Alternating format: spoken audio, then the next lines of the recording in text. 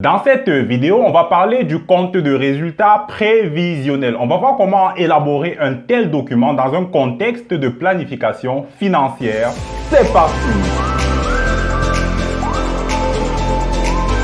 Pour élaborer le compte de résultat prévisionnel, ce document qui fait partie de la partie financière du business plan, très souvent on va faire un compte de résultat prévisionnel parce qu'on est en train de démarrer une activité et on veut apprécier la rentabilité de cette activité, ou encore on est dans une activité qui fonctionne déjà depuis un certain temps, depuis un certain nombre d'années, et on a besoin de lever des fonds, de voir un banquier afin d'obtenir un prêt, ou même de voir un autre investisseur, et nous voulons prouver à ce dernier que nous avons une activité qui est rentable non seulement maintenant, mais qui sera également d'autant plus profitable qu'il mettra des fonds dans cette affaire et pour les années à venir. On va donc voir comment, à partir d'un cas pratique, à partir d'un exemple, on va illustrer le déroulement de la construction d'un compte de résultat prévisionnel, et on verra que ce document en fait est composé de deux parties importantes. On a d'une part les produits, exactement comme dans un compte de résultat classique. On aura donc les produits, c'est-à-dire les recettes de l'entreprise, les recettes qui vont apporter les ventes de produits de l'entreprise.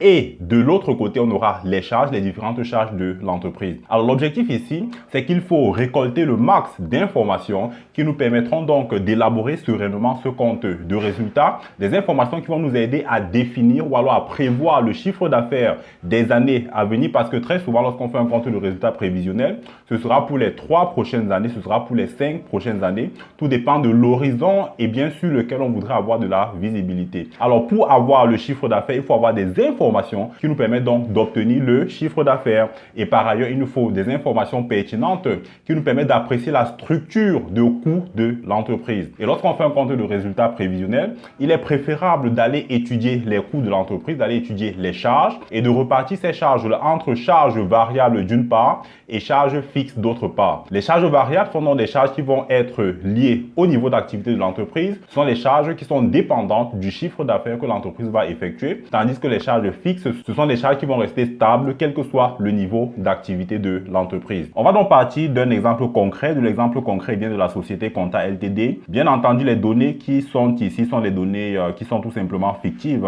Ce sont des données pour nous permettre en fait d'apprécier dans une situation concrète comment élaborer un compte de résultat prévisionnel. Donc l'activité de l'entreprise Conta Ltd, c'est de vendre un logiciel comptable dénommé Conta Lab. Ce logiciel, elle achète donc à un fabricant de logiciels et puis elle va vendre cela à ses clients. Alors, on va donc pouvoir déterminer ici le chiffre d'affaires de l'entreprise dans un premier temps. Ensuite, on va remplir tout ce qui correspond aux charges de l'entreprise et on sera donc capable de déterminer notre résultat d'exploitation et même de déterminer notre résultat avant impôt une fois qu'on aura identifié les charges financières de l'entreprise. Et enfin, on aura le résultat net qui sera le résultat avant impôt, déduction faite de l'impôt sur le résultat. Ne t'inquiète pas, on a toutes les données qui nous permettront de déterminer ou alors d'élaborer ce compte de résultat ici à droite. Et il sera question pour nous de passer en revue ces différentes informations afin de pouvoir déterminer ainsi les valeurs qui seront complétées dans le tableau de gauche. Donc, on va commencer par le chiffre d'affaires, n'est-ce pas, de cette entreprise de vente de logiciels Conta Ltd, de vente de logiciels comptables. Ce qui est beaucoup plus facile avec cette entreprise, c'est qu'on a un seul produit, ce produit c'est le logiciel comptable Conta Lab. Alors, on va pouvoir déterminer ainsi le chiffre d'affaires.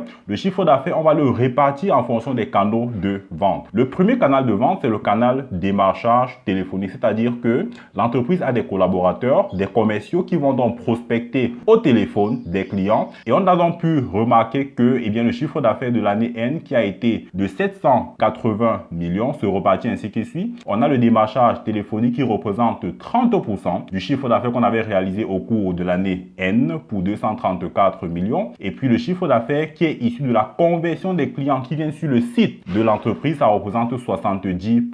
Donc en année N, on a pu vendre, on dit quantité vendue 1560 licences pour un prix de 500 000 francs par licence. Et on dit d'après les études de marketing, le coût d'acquisition d'un nouveau client, c'est de 50 000 francs et la société compte investir 50 millions dans les dépenses marketing sur Internet. Alors, comment est-ce qu'on va déterminer le chiffre d'affaires? On va, dans un premier temps, estimer que ce chiffre d'affaires restera stable. Donc, pour la partie démarchage téléphonique, on reste à 234 4 millions. Pour la partie canal conversion sur le site, on reste d'abord à 546 millions. Et compte tenu du fait qu'on va investir 50 millions et que 50 000 francs nous apportent un nouveau client, on va devoir ajouter à nos 546 millions la croissance ou alors l'augmentation du chiffre d'affaires sur l'année N+1 du fait de ces dépenses marketing. On va donc tout simplement estimer que si on dépense 50 millions dans les dépenses marketing et que 50 000 francs vaut pour un client, cela nous rapportera donc 1000 clients supplémentaires. Je pense que vous êtes d'accord, n'est-ce pas? 50 millions rapportés à 50 000, ça fera 1000 clients supplémentaires qu'on aura sur l'année N+1. Donc, on va prendre plus 1000 clients multiplié par le prix de vente d'un logiciel qui est de 500 000 francs et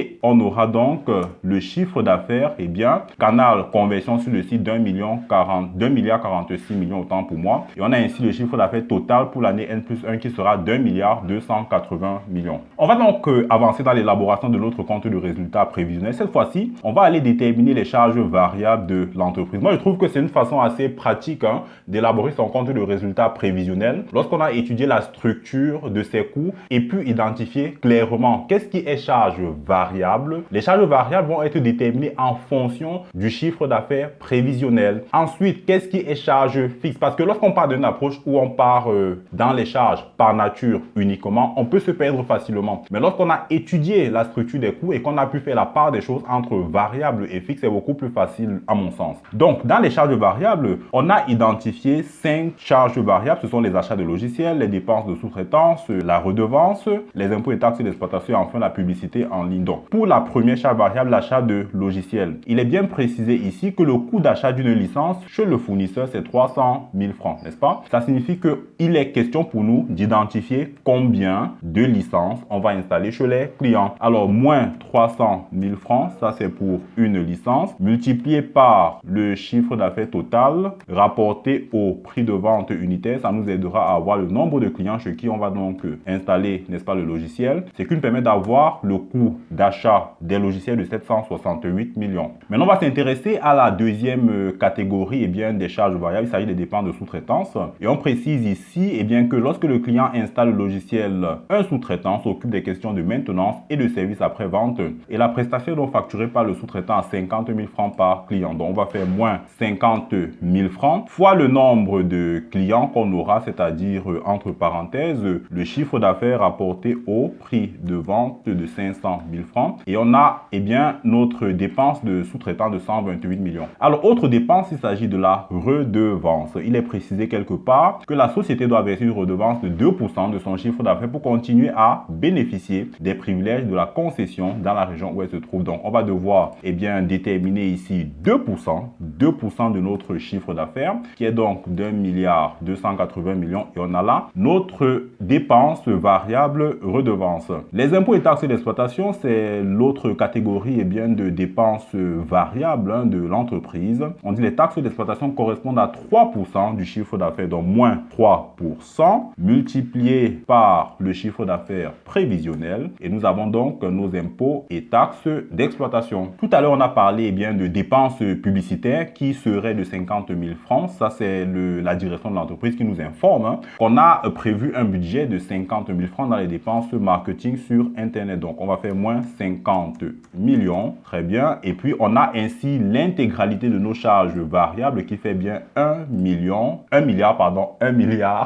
10 millions de francs. Donc, on a pu déterminer ainsi les charges variables et on a la marge sur coût variable de 270 millions. La marge sur coût variable, c'est la différence entre le chiffre d'affaires et les charges variables de l'entreprise. Ça permet de savoir ce qui reste une fois qu'on a payé l'ensemble des charges variables, de savoir la marge qu'on dégage, de savoir qu'est-ce qui va rester dans les caisses de l'entreprise afin de nous permettre de payer, de supporter les charges fixes de l'entreprise. Alors, il est clair qu'on peut partir de cette marge sur coût variable pour déterminer le seuil de rentabilité de l'entreprise, c'est-à-dire le chiffre d'affaires à partir duquel, l'entreprise commence à faire du profit. Mais ce qui nous intéresse à présent ici, c'est de déterminer quelles sont les charges fixes de l'entreprise. Quelles sont les charges fixes prévisionnelles pour l'année N+1.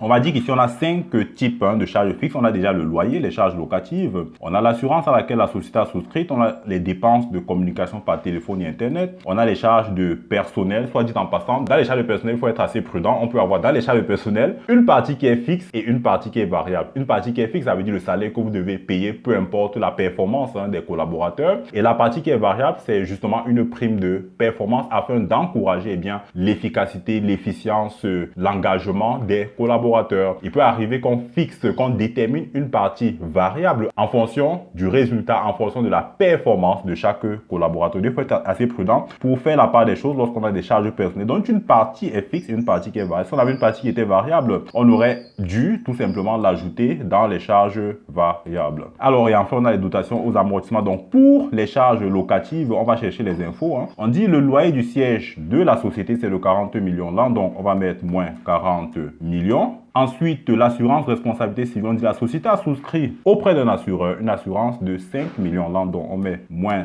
5 millions. Et puis, la téléphone et Internet, on dit les dépenses, c'est 2 millions. Ça, c'est des charges qui restent stables, quel que soit le niveau d'activité et qui vont évoluer par palier. Ensuite, on a les charges de personnel. On dit on a 5 collaborateurs dont les charges globales s'élèvent à 31 500 000, y compris les charges patronales. C'est important justement de veiller là-dessus et de s'assurer qu'on n'est pas passé à côté des charges patronales. Donc, les charges patronales, eh bien, ce sont des charges qui sont supportées par l'entreprise en plus de ce qui est versé aux salariés et en plus des retenues sociales qui sont non versées à l'organisme de cotisation sociale. Il arrive que l'entreprise doive payer des impôts sur les salaires, que l'entreprise doit payer des charges patronales sociales sur les salaires. C'est important d'identifier cela comme étant le coût, ce que nous coûtent les employés. Donc, on aura ici 31 700 000 et puis comme on n'a pas d'immobilisation, on n'a rien comme dotation aux amortissements, sachant que le siège social, il est loué. Voilà. Donc, ici, on a finalement des charges fixes qui s'élèvent à 78 500 000 francs. On va donc avancer et dire qu'on a pu ainsi dégager notre résultat d'exploitation, 191 300 000, c'est la différence entre la marge sur coût variable et les charges fixes de l'entreprise. On peut d'ailleurs vérifier cela. Tout comme on aurait pu prendre le chiffre d'affaires, on retranche les charges variables et on retranche les charges fixes pour aboutir à ce même résultat de 191 300 000 francs. Alors, il nous reste ici une avant-dernière information. Il s'agit des intérêts sur emprunt. Ce sont les charges financières de l'entreprise. On nous dit ici les charges financières sont essentiellement constituées d'intérêts sur l'emprunt bancaire souscrit en N-1 et les intérêts que la société devra supporter en N+1 s'élèvent à 4 500 000, donc moins 4 500 000 francs. On a ainsi un résultat avant impôt de 186 800 000 et on va donc déterminer l'impôt sur le résultat comme étant cette valeur. On va donc faire moins le résultat avant impôt fois le taux d'imposition. On a bien dit ici le taux d'imposition c'est 35%, donc on mettra 35% et nous avons donc notre impôt sur le résultat de moins 65 millions et bien 380 000. À la fin, on a notre résultat net et on a ici des éléments pour prouver à notre investisseur que l'activité est suffisamment rentable. Il ne perd rien à investir et là, on va tout simplement négocier qu'est-ce qu'il aura en retour, combien d'actions, si jamais c'est un investisseur qui veut rentrer dans le capital, combien d'actions il obtient en retour, est-ce qu'on va lui verser des dividendes sur les années qui vont suivre. Là, s'enchaîne une négociation pour obtenir les fonds tant convoités. Alors, voilà comment s'élabore un compte de résultat prévisionnel pour les années N+2 et N+3. Je vous laisse le soin de remplir cela à votre guise. On a vu ensemble comment partir d'une feuille blanche et obtenir donc un compte de résultat prévisionnel, un document hyper important dans le business plan pour obtenir un financement. Merci encore d'avoir regardé cette vidéo jusqu'à la fin. Si tu n'es pas encore abonné, qu'est-ce que tu attends? Abonne-toi pour ne rater aucune vidéo sur la chaîne vidéo de comptable. Par ailleurs, si tu veux voir toutes les vidéos de la playlist d'analyse financière publiées sur la chaîne, tu peux juste cliquer là pour avoir toutes les vidéos publiées d'analyse financière.